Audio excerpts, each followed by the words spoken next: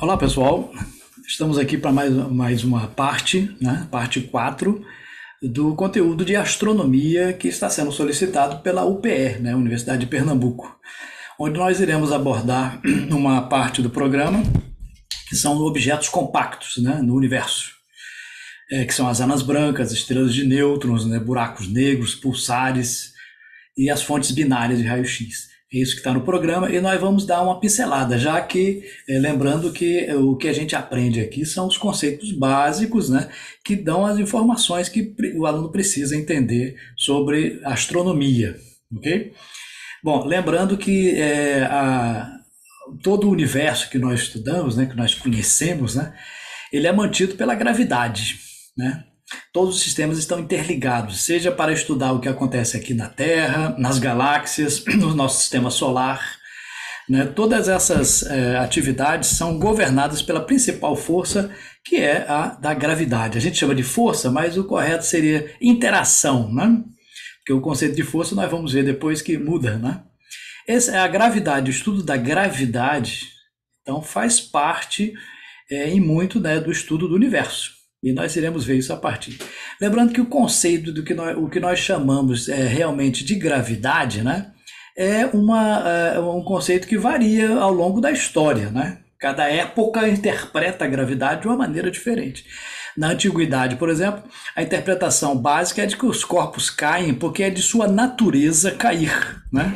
Era uma interpretação filosófica, né? A gente não tinha uma aplicação prática, né? Não podíamos calcular, medir, propriamente dito, mas acreditava-se que era uma coisa natural, né? Séculos depois, com as ideias mais modernas de Newton, né, mostrou que os corpos caem devido a uma força, que nós chamamos de força da gravidade.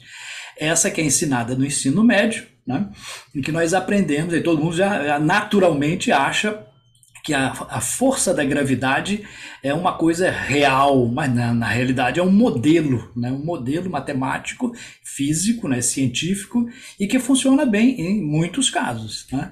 Modernamente, Einstein introduziu o conceito de que a gravidade, né, é interpretada de um jeito diferente, que a matéria curva o espaço ao redor. Esse espaço está atrelado ao tempo. Então, uma curvatura do espaço-tempo é que faz com que os corpos ajam daquela maneira. Então, ao longo do tempo, essas interpretações sobre o universo mudaram e a interpretação física do que realmente acontece também, né? Agora, nós sabemos que existem no universo não só a gravidade, mas também várias outras interações, né?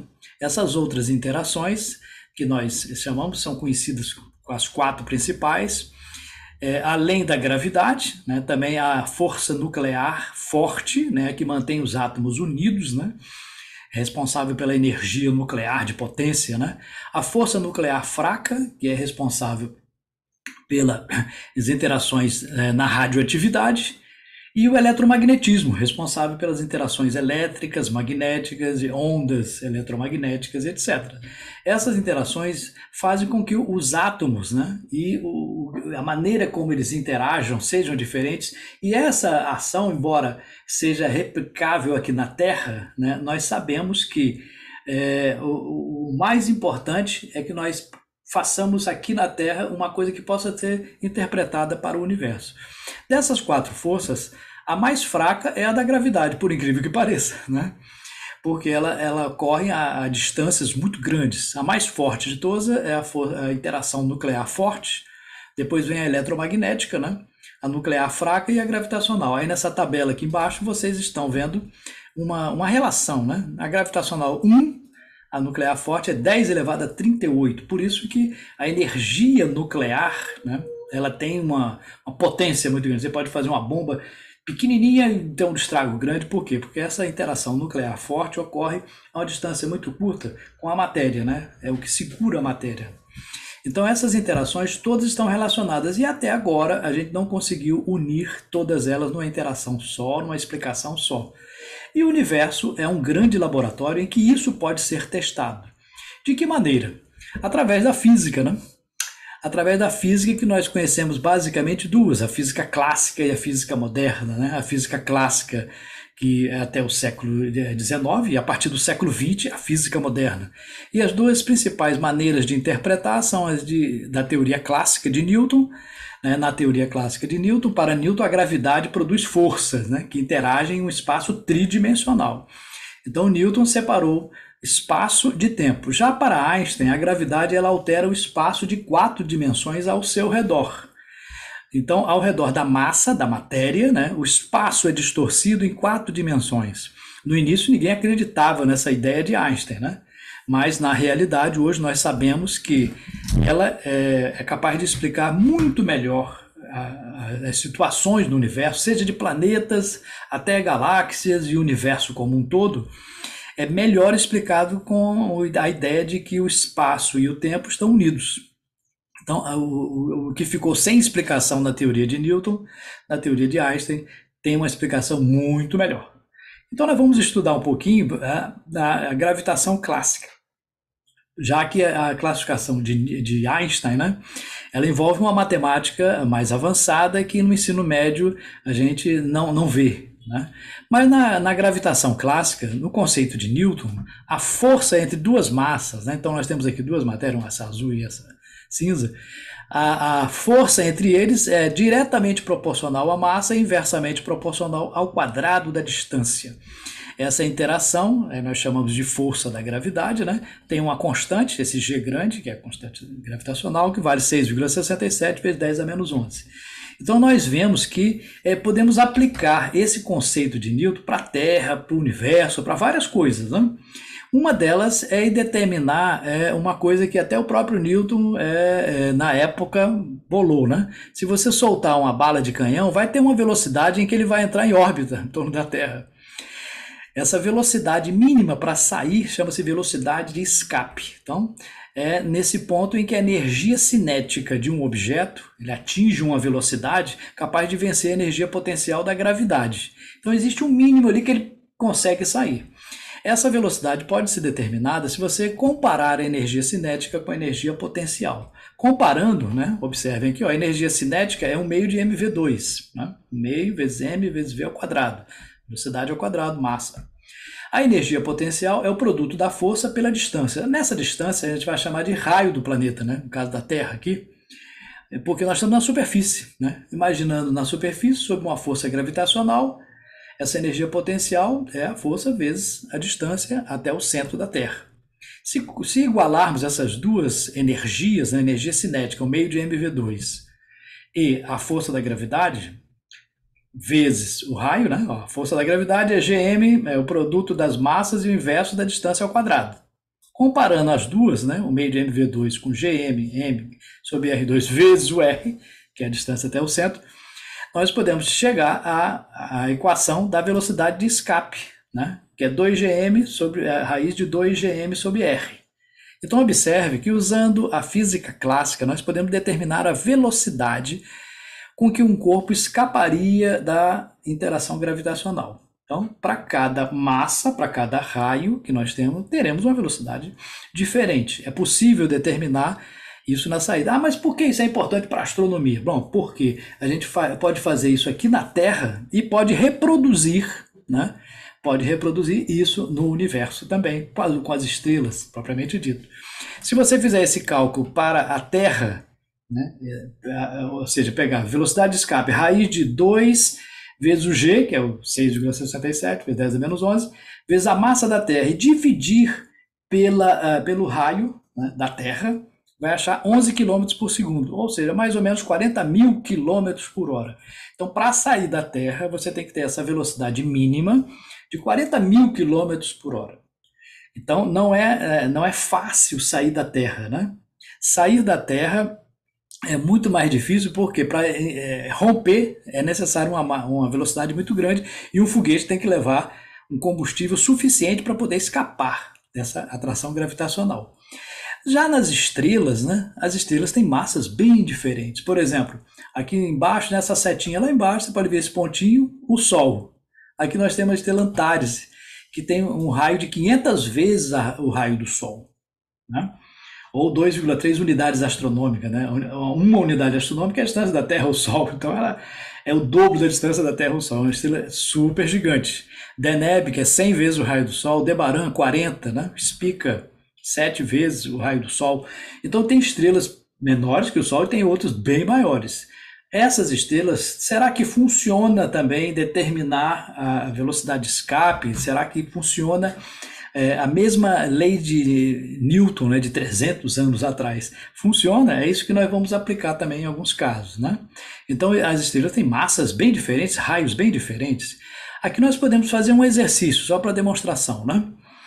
Determine a velocidade de escape necessária para um corpo deixar a superfície do Sol. Então, se um corpo tivesse na superfície do Sol, é claro que teria que aguentar uma temperatura altíssima, cerca de 6.000 graus, fora a radiação enorme.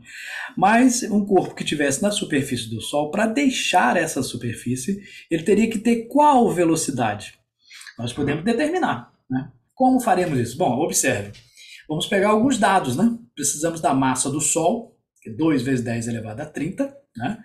E precisamos também do raio do Sol, 7 vezes 10 a oitava, né? Na realidade é 6,9, vamos aproximar aqui para 7 vezes 10 a oitava metros, né? O raio do Sol.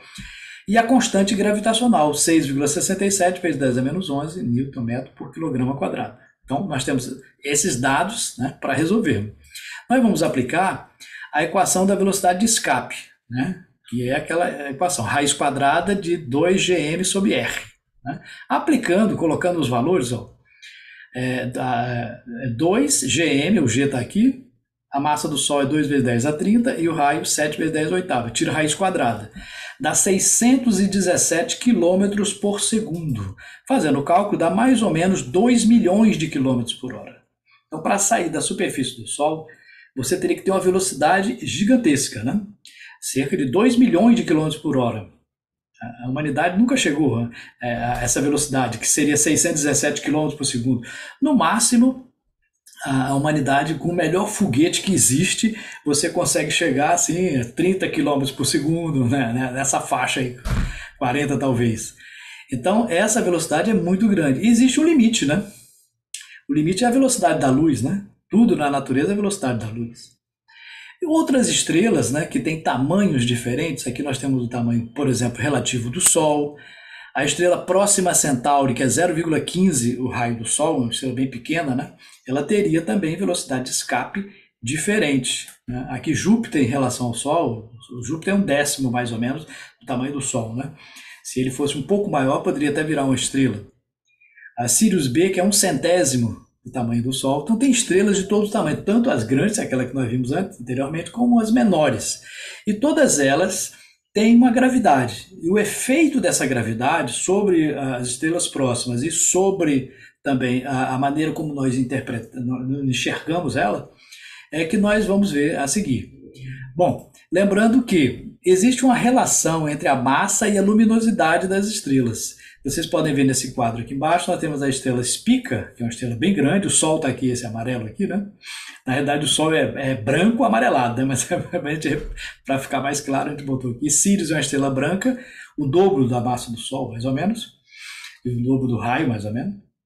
E a próxima Centauro, bem pequenininha. Cada uma delas tem uma intensidade luminosa diferente, que depende da massa. Qual é a relação entre a massa e a luminosidade de uma estrela? Bom, se você verificar experimentalmente, verifica que a massa das estrelas na sequência principal, a sequência principal é as estrelas médias, né? Nós vimos na aula anterior que existe uma faixa em que as estrelas evoluem mais ou menos do mesmo jeito. É a sequência principal no gráfico HR, né? Elas variam a massa de 0,08 até 100 massas solares nessa sequência. E a luminosidade varia de 10 a menos 4 até 10 mais 6. Então existe uma relação da massa. A luminosidade cresce com a massa. Quanto mais massa tem, mais luminosa. Essa luminosidade é medida em watts, né? Joules por segundo. Ou seja, a gente pode relacionar a quantidade de energia liberada. Não é uma coisa fácil de ser medida, viu?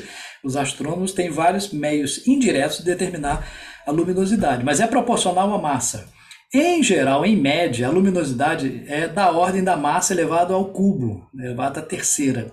Mas depende também da estrela, depende da composição, de outras coisas.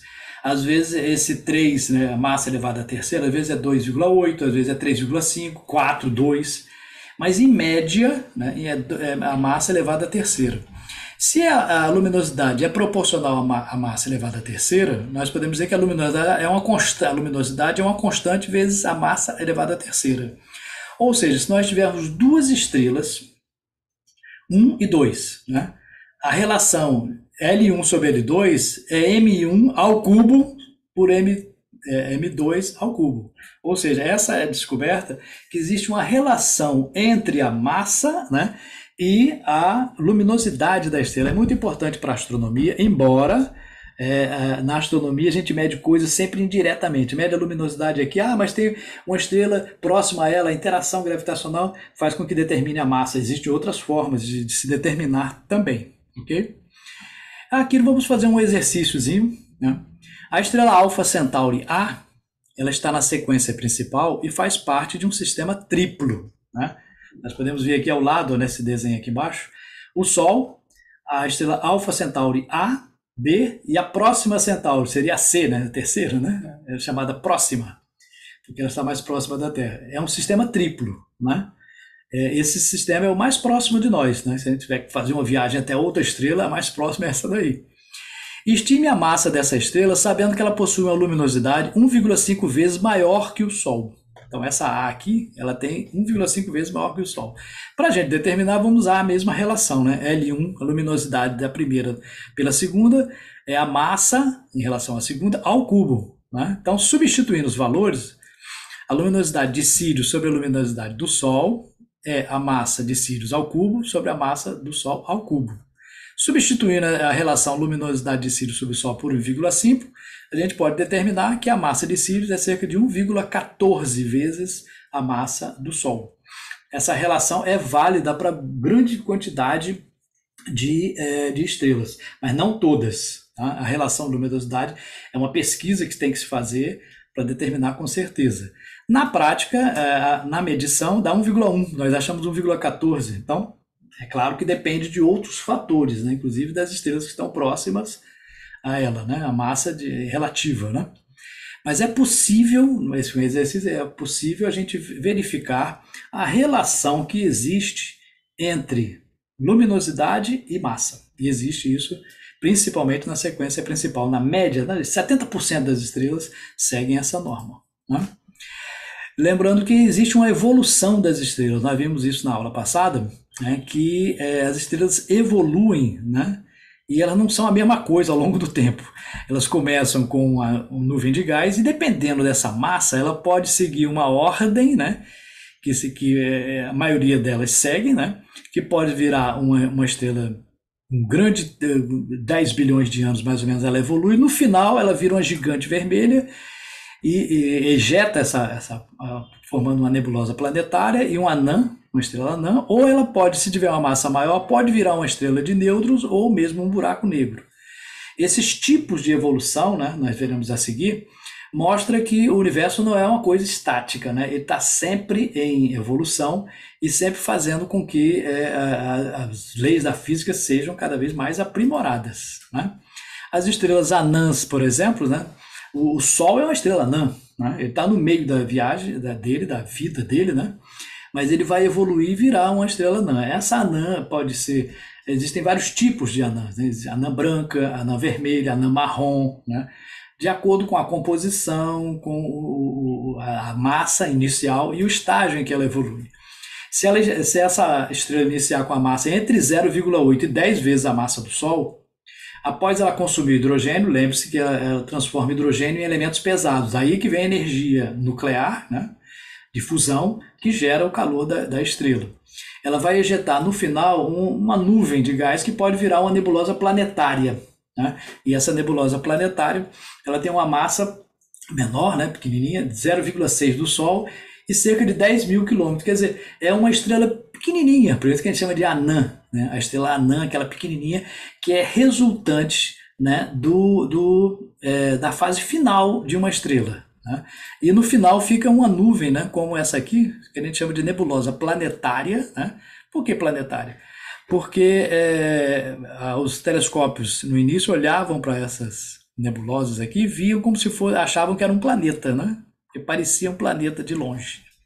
Na realidade, é o fim de uma estrela. Quando ela morre, ela normalmente explode, né? Ou joga essa massa para fora e transforma-se numa nebulosa, né?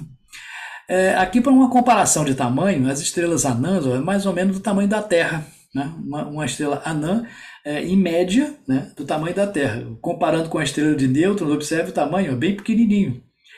Essa anã, se ela tiver uma massa muito grande, ela pode virar uma estrela de nêutrons, né? Mas, normalmente, né, o que acontece? O que acontece é que essa estrela, ela muitas vezes, ela permanece no estado de anã. É o caso do Sol, o Sol vai virar esse tipo de estrela. Então, observe que existem estágios de evolução e a anã branca tem propriedades dela, né? Por que nem toda anã branca vira uma estrela de nêutrons? Eles procuraram saber e descobriram um limite para as anãs brancas. É o limite de Chandrasekhar, né? O Chandrasekhar fez uma pesquisa teórica, né, também baseada em investigações sobre a composição dos átomos, né, e estabeleceu um limite. O limite máximo de massa que pode ter uma anã branca, né, é esse limite de Chandrasekhar, porque existe uma pressão sobre as anãs. A matéria pressionada chega uma hora que ela não suporta, degenera, né? O próton e elétron passa a ser outra coisa. Então esse limite ele estabeleceu teoricamente como 1,44 vezes a massa do Sol. Então a anã branca, ela só é anã branca até esse limite de 1,44 massa do Sol. Além disso, a pressão gravitacional é tão grande que esmaga os prótons e elétrons e ela deixa de ser anã branca, passa a ser uma estrela de nêutrons, né? Então, o limite de pressão suportável por partículas atômicas no ciclo nuclear.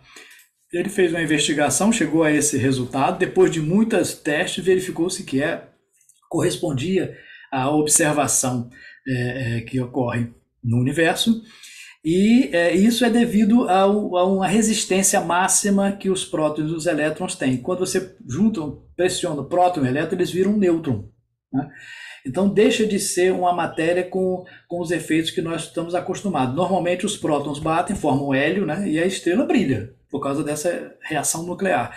Então existe um limite para a reação nuclear. Quando o próton e o elétron se unem, formam um nêutron. Aí os processos são diferentes. Aí formam uma estrela de nêutrons, né?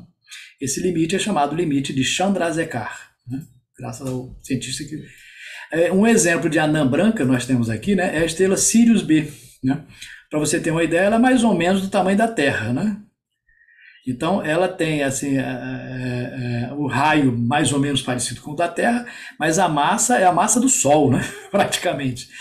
Nós sabemos que a estrela Sirius é a estrela mais brilhante que tem no céu, né? Você olhar no céu estrelado aqui na Terra, à noite, você vai ver uma estrela que é a mais brilhante de todas elas, é a estrela Sirius. Mas a estrela Sirius é um sistema, né? Tem Sirius A, Sirius B.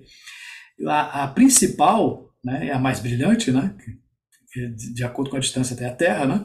Ela tem 2 vezes a massa do Sol e 2 vezes o raio, mais ou menos. Mas tem uma pequenininha do lado, é a Sirius B. Essa Sirius B é um exemplo de anã branca. Podemos até fazer um exercício aqui sobre as anãs brancas. Determine a velocidade de escape de uma estrela anã, né, que teria a mesma massa do Sol, porém com o mesmo raio da Terra, né? Então, se você pegasse o Sol e compactasse, formasse uma anã branca, qual seria a velocidade para escapar dele? Nós já vimos que para escapar do Sol já é uma velocidade grande, né? Milhões de quilômetros por hora. Mas poderíamos calcular qual seria a velocidade para escapar de uma estrela anã, né? Usamos a mesma equação, essa aqui, a velocidade de escape, né? É uma equação clássica, né? É a raiz de 2gm sobre r, 2 vezes a constante gravitacional, vezes a massa do corpo principal, né? No caso aqui seria a anã branca, sobre o R, que é o raio dela, né? Usando essa equação, nós sabemos que a massa que nós vamos usar é a massa do Sol, mas o raio é o raio da Terra, é como se o Sol se compactasse numa anã branca ou anã vermelha, né? Se fizermos isso, colocarmos nessa equação esses dados, a massa vai ser a massa do Sol mais o raio da Terra, né? Aplicando essa equação, ficaria 2 vezes o G grande, 6,7 vezes 10 a menos 11, vezes a massa do Sol, esse M é a massa do Sol, e o raio é o raio da Terra. praticamente 6,4 vezes 10 a 6 metros, né? Substituindo, dá 6,5 vezes 10 a sexta metros por segundo, ou seja, 6,5 mil quilômetros por segundo, né? O que daria mais ou menos 23 milhões de quilômetros por hora. Então, para sair de uma anã branca, você teria que ter uma velocidade estúpida.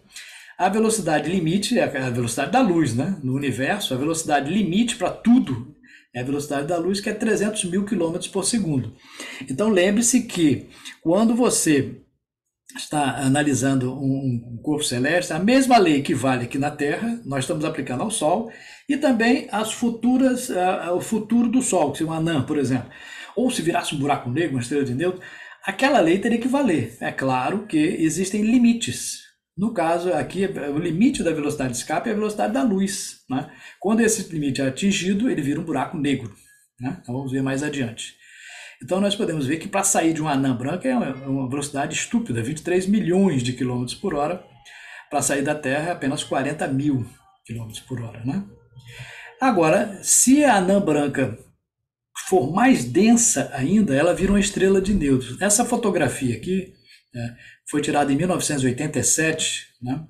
Na Grande Nuvem de Magalhães. A Nuvem de Magalhães é uma nuvem de estrelas, né? É uma galáxia satélite à nossa. Nós estamos na Via Láctea, né? Então, a Via Láctea, ela é uma nossa galáxia, né? Tem 200 bilhões de estrelas, mais ou menos. Do lado tem uma pequenininha e outra menor. Tem a Grande Nuvem de Magalhães e a Pequena Nuvem de Magalhães, que são satélites. Observando, eles verificaram que uma estrela, de repente, explodiu, né? Nós chamamos isso de supernova. Uma estrela supernova, né? Que na realidade, lembre-se que uma estrela supernova, nós já vimos isso, é uma estrela super velha, né? No fim da vida, ela explode, né?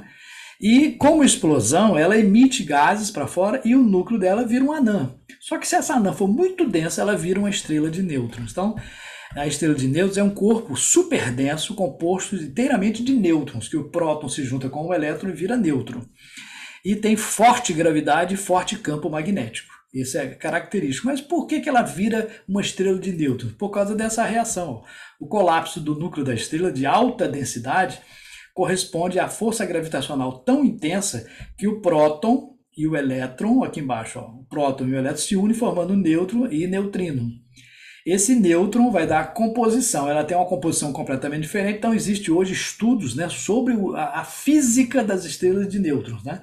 Vamos estudar como é que funciona, como é que seria, ela é dividida em camadas. O Sol, por exemplo, é dividido em camadas. Como é que é a estrela de nêutrons? Como é que lá dentro? Que tipo de reação ocorre na estrela de nêutrons? É um estudo de pesquisa da astrofísica extremamente interessante, né, para quem gosta da física e da astronomia. Uma descoberta importante foi a descoberta dos pulsares, né? Essa astrônoma aí, Jocelyn Bell, e o outro astrônomo também, Anthony Harris, detectaram uma fonte regular de pulsos de rádio, né? Com a antena bem grande, aqui tem uma desenho da antena, ela notou que determinadas áreas do céu tinham pulsos regulares, né? Esse que ela descobriu tinha 1377 segundos, bem irregular, ninguém sabia por quê, né? Aí eles chamaram isso aí de fonte de rádio pulsante, né? Pulsating source of radio, né? Ou pulsar, é como se fosse uma estrela pulsante. Nós sabemos hoje que os pulsares, eles são estrelas de nêutrons giratórias que emitem fortes e precisos pulsos de radiação eletromagnética.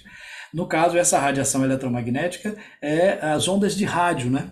Que hoje em dia que você pode detectar por uma antena de rádio chamado radiotelescópio, né?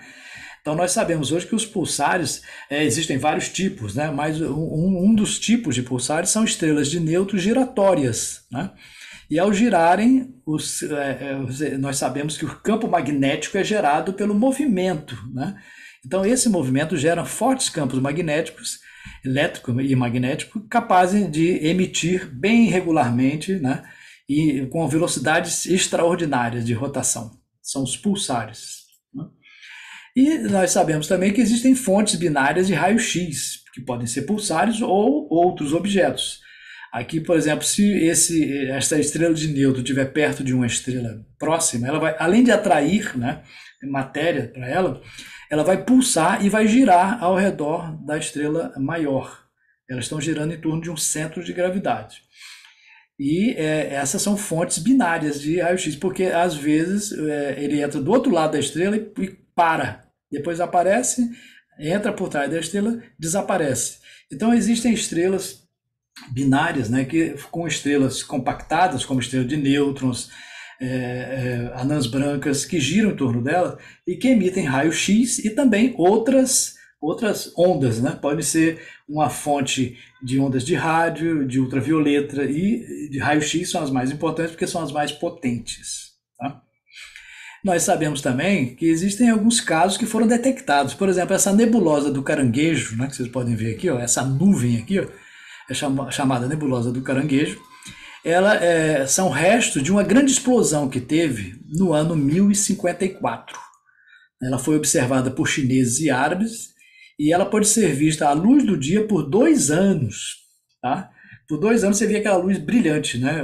Existem relatos na literatura chinesa dessa estrela brilhante que você podia ler um livro à luz dela à noite. Era como o luar, né? Como a lua cheia.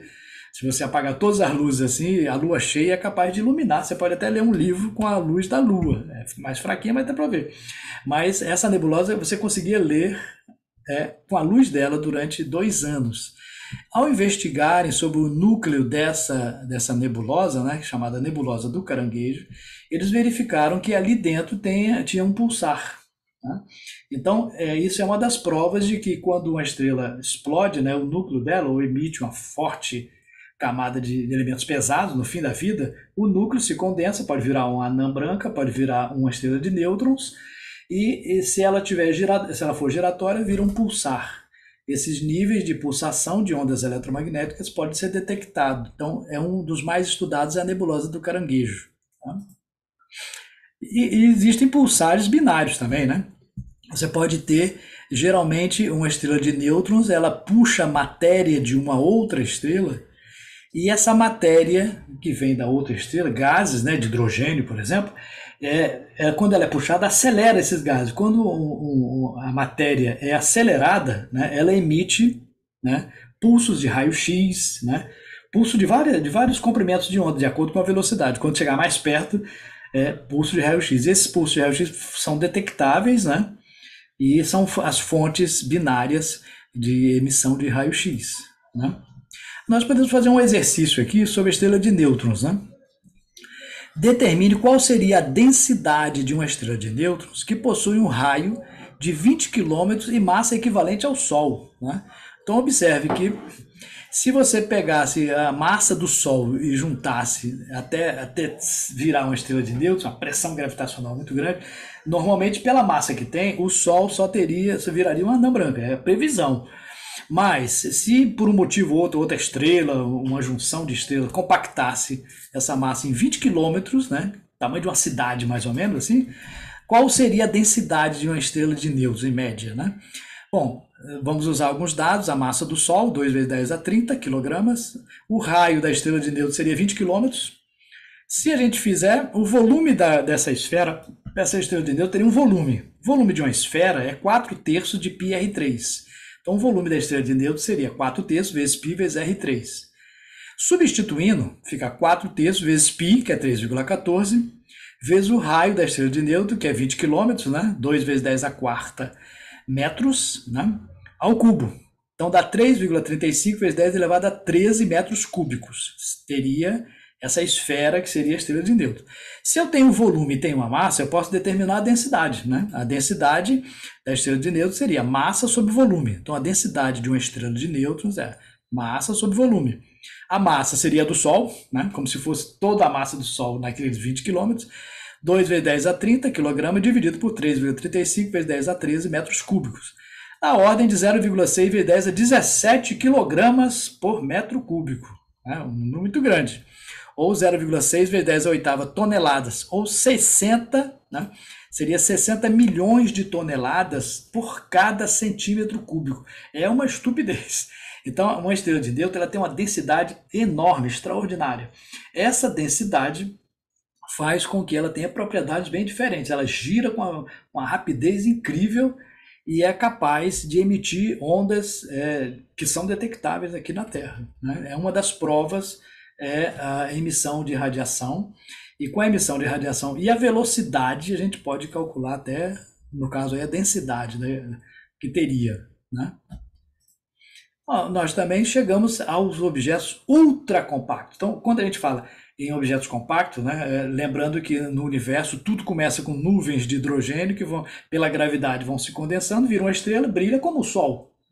Mas, depois de uma certa evolução, o que acontece? Forma núcleos compactos, né? Aí nós vimos as anãs brancas, o Sol é um exemplo, a estrela de nêutrons, né, como a nebulosa do Caranguejo, mas se houver uma força maior ainda, ela vai romper os próprios nêutrons, né? Vai chegar a um limite que nós chamamos de buracos negros. No limite dos buracos negros, aqui vocês têm uma ideia, aqui uma estrela de nêutrons, por exemplo, seria desse tamanho, mais ou menos do tamanho da 10 quilômetros, do tamanho de uma cidade, mais ou menos, né? E o buraco negro menor ainda. O buraco negro é uma estrela tão compacta que a atração gravitacional não deixa nem a luz sair, né? A atração gravitacional, por quê? Ah, mas a luz não é só energia? Não. A luz é energia e matéria ao mesmo tempo, é formada de fótons. Então, a atração gravitacional pode interagir sobre esse fóton e impedindo ele de sair. Então, por isso que a gente chama de uma estrela negra, né? É o buraco negro. Depois vamos ver por que é chamado buraco, não é? Então, essa intensa gravidade comprime a matéria até que não haja espaço para os átomos, né? São os buracos negros, são grandes mistérios ainda, né? Não sabemos, ninguém sabe o que acontece dentro do buraco negro, porque existe um limite de informação para a física que nós temos, né? Isso pode ser evidenciado. Essa foto aqui, tirada agora em 2023, né? É a primeira foto que é considerada, né? Claro que isso aí é objeto de computador, com muitos dados, você forma essa foto de um buraco negro, né? Na galáxia M87. O buraco negro ele teria um limite de onde a luz sai. Esse limite, ele limita também a nossa física, tá? Por quê? Porque na nossa física, a maior velocidade que existe é a velocidade da luz. E nós não sabemos o que acontece, né, dentro de um buraco negro, né? Isso porque num buraco negro, né, você vai dizer, se é negro, como é que a gente sabe que ele existe, ele é negro?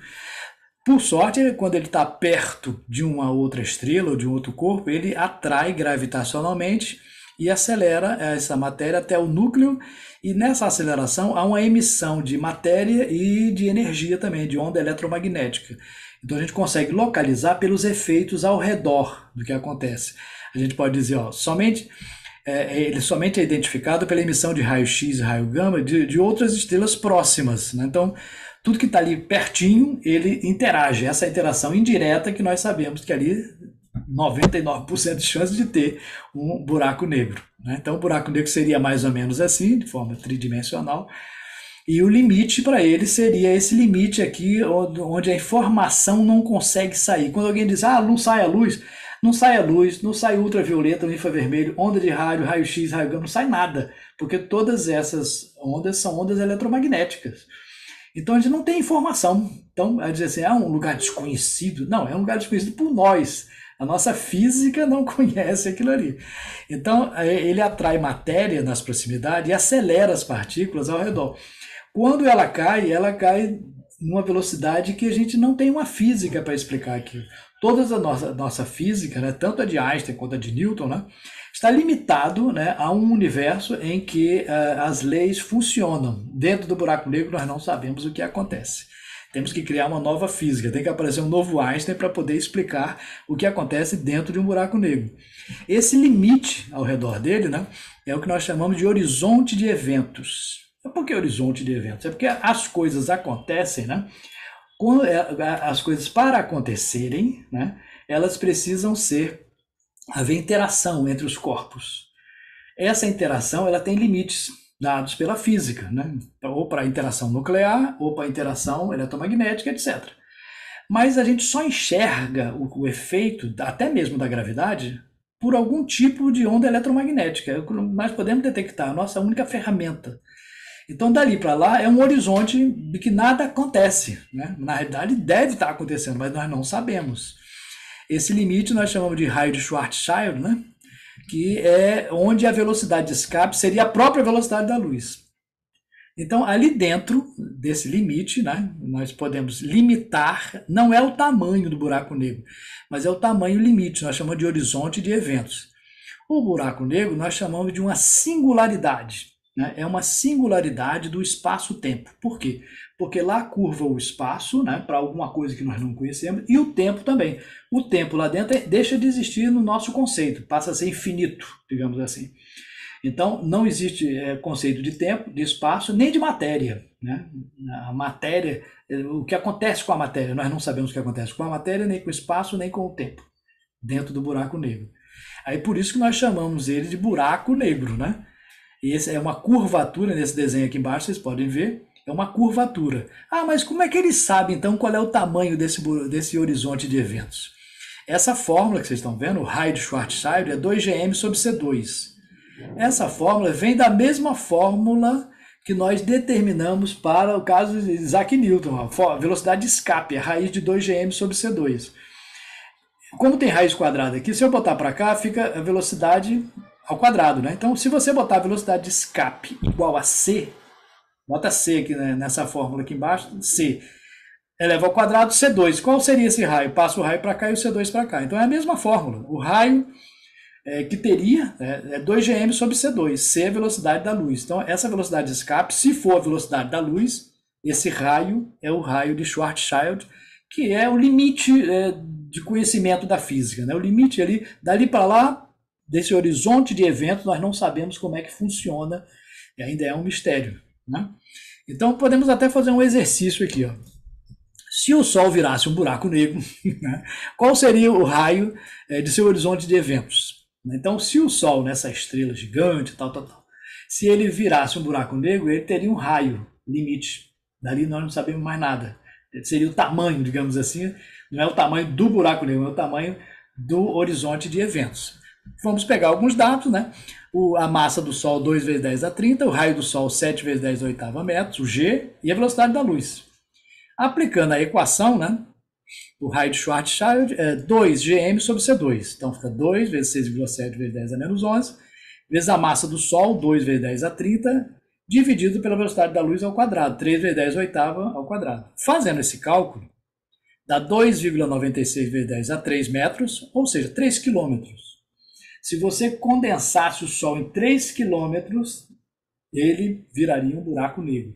Quer dizer, o Sol teria que ser do tamanho de uma cidade, mais ou menos, né? Até menos que uma cidade, 3 quilômetros, tamanho de um bairro. A compactação seria tão grande que a curvatura do espaço-tempo seria infinita. Então, quando a gente chama buraco, né, é uma curvatura do espaço-tempo na ideia de Einstein.